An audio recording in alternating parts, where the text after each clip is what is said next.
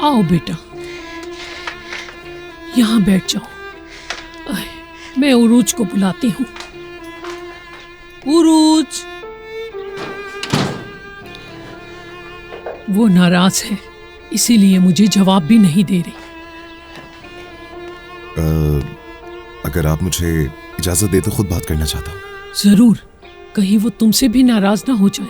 उस तरफ है उसका कमरा, जाओ।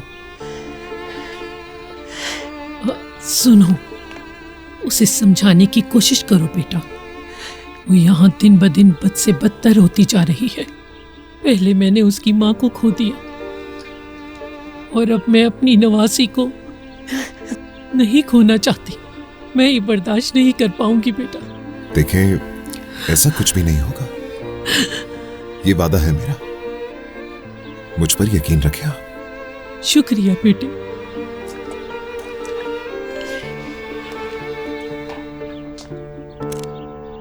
इससे पहले कि हम अपने अगले गाने की तरफ जाएं, हमारे एक दोस्त डॉक्टर सरदार के पास किसी के लिए एक पैगाम है, और वो पैगाम उरूज के लिए है कि उरूज अभी दरवाजे पर आए। सरप्राइज। उमर भाई, आप यहाँ पर?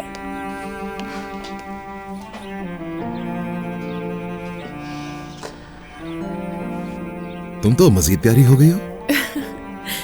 आप यहाँ पर क्या कर रहे हैं? मैं नाराज हूँ क्योंकि तुमने मुझे एक भी कॉल नहीं की। आप बाहर थे ना, इसलिए। रोशन आंटी ने बताया कि आप वापस आ गए। तो उससे क्या होता है, मेरा नंबर तो वही था ना। अगर तुम मुझे एक मैसेज भी छोड़ देती कि कॉल करें तो मैं कॉल कर लेता। हाँ, मगर आप और आपा। अरे छोड़ो ना वो सब, मैं अब आइवले ही आ गया हूँ तो हमारी मुलाकात होती रहेगी। आप थक गए होंगे, आप बैठे, मैं आपके लिए चाय या कॉफी लेकर आती हूँ। उरूज, ना मुझे चाय और ना ही कॉफी की जरूरत है। तुम आराम से बैठो।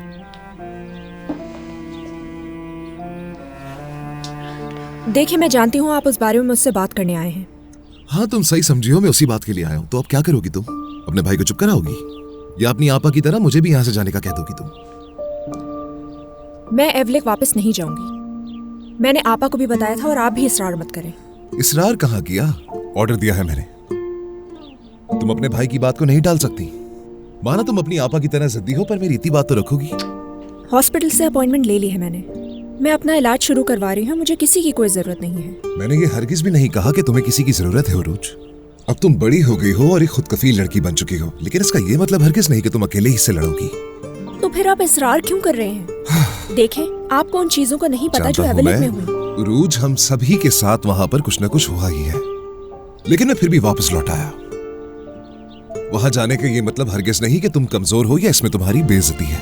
इसका मतलब ये है कि तुम उस फैमिली को दिल से तस्लीम करती हो जिसके साथ तुमने खुशी के लम्हात गुजारे हैं, जिन लोगों के दरमियान तुमने अपना बचपन गुजारा। उनके दरमियान वापस लौटना तो इज्जत की बात है ना।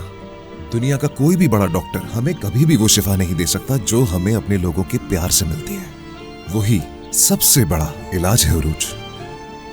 मेडिकल साइंस चाहे कितनी भी तरक्की कर ले, लेकिन अपनों की मोहब्बत में ही सबसे बड़ा इलाज है उरूज, और इससे कोई झुठला नहीं सकता। तुम अपने सादिक बाबा से प्यार करती हो ना? सही कहा, क्योंकि वो मेरे बाबा हैं। और आंटी? आंटी भी मुझसे बहुत प्यार करती हैं, मगर आजकल वो कुछ परेशान है। तो फिर इंतजार किस बात का है उरूज? तुम्हें चाहने वाले मौजूद तो हैं, फिर भी तुम्हें क्या चीज रोके हुए है उनके पास जाने से?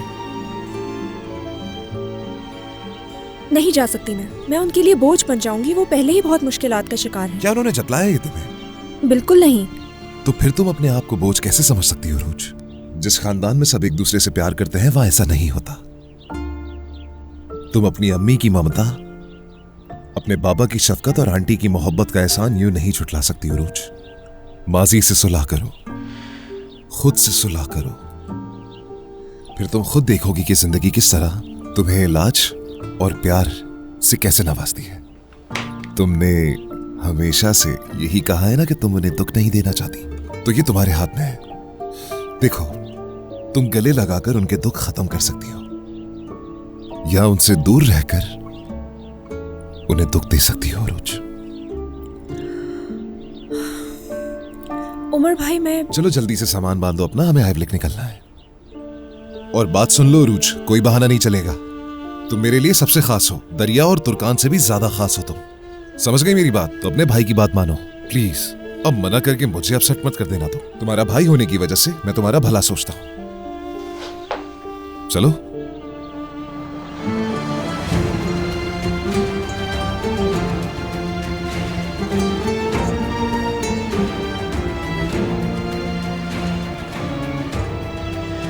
चलो चलो, अब देखती ही रहोगी या सामान भी बांधोगी? अरे चलो।